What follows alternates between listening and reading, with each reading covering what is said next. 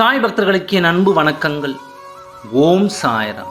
என் அன்பு குழந்தையே, உன் துணையின் இல்லத்தில் அவர்கள் உறவினர்கள் அனைவரும் கூடியிருக்கிறார்கள். எதற்காக தெரியுமா? உனக்கு தெரிந்தால், உனக்கு தெரியாததால் தான் உன் சாயப்பா உன்னிடம் நான் சொல்ல வந்தேன். உன் துணையின் இல்லத்தில் இன்று நடப்பது உன்னை பற்றிய செய்திக்காகத்தான். அத்தனை பேரும் ஒன்று சேர்ந்திருக்கிறார்கள். எதற்காக என்று கேட்டால் நீயும் மகிழ்ச்சி அடையத்தான் செய்வாய். உன் வாழ்க்கையில் இந்த பிரிவு வந்து எத்தனை காலங்கள் ஆகிவிட்டது. நீயும் பொறுமையாக காத்திருக்கிறாய். உன் துணையும் இத்தனை காலம் காத்திருந்து விட்டார். இப்பொழுது உன் துணையின் இல்லத்தில் இருப்பவர்கள் என் குழந்தையின் வாழ்க்கைக்கு ஏதாவது ஒரு முடிவு எடுத்து ஆக வேண்டும் என்று இப்பொழுது கூட்டம் கூடி இருக்கிறார்கள். இந்த நேரம், இந்த சமயத்தில் உன்னை பற்றி தான் பேசிக் கொண்டிருக்கிறார்கள். எப்படி செய்யலாம், திரும்பவும் உன்னிடம் வந்து உன்னை சமாதானம் படுத்தி கூப்பிடலாமா என்று பலவிதமான பேச்சுகள் பேசிக்கொண்டிருக்கிறார்கள். அங்கு சிலர் என்ன சொல்கிறார்கள் தெரியுமா? நீ இதற்கு சம்மதிக்க மாட்டாய், வந்தாலே அவர்களிடம் எரிந்து பேசி இவர்களை விரட்டி அடிப்பார் என்றும் சிலர் சொல்கின்றார்கள்.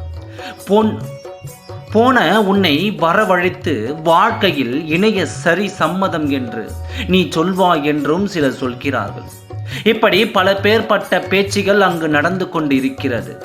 ஆனால் அந்த இடத்தில் உன் துணை செய்வது அறியாமல் என்ன செய்வது என பேசுவது என்று கூட தெரியாமல் திகைத்து போய் நின்று கொண்டிருக்கிறார்.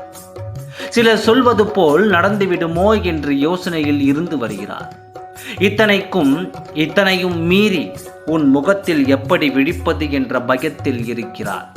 இன்று கூட்டம் கூடியிருக்கும் அவர்கள் நல்லதொரு முடிவை எடுத்து உன்னை தேடி வந்து உன் வாழ்வோடு உன் துணையை இணைய வைப்பார்கள். நீ நல்லது நினைத்து கொண்டே இருக்கும் இந்த வேளையில் உனக்கு நடப்பது எல்லாமே நல்லதாகத்தானே நடக்கும். பின்பு நீ ஏன் வருத்தப்படுகின்றாய்? இவையெல்லாம் உன் வாழ்க்கையில் நீ கடந்து வந்தால்தான் இனி வரும் வாழ்க்கையை எந்த குழப்பங்கள் வந்தாலும் அதை சரி செய்து விடுவேன் என்று உன் மனதில் தைரியம் வரும். உனக்குள் இப்பொழுது நான் சாதித்து விடுவேன் என்ற தைரியம் வந்து இருக்கிறது அல்லவா? இந்த தைரியம் உன்னை உன் வாழ்வில் அனைத்து நல்லதையும் உன்னை காப்பாற்றும். அது தைரியமாக மன நிம்மதியோடு காத்திரு.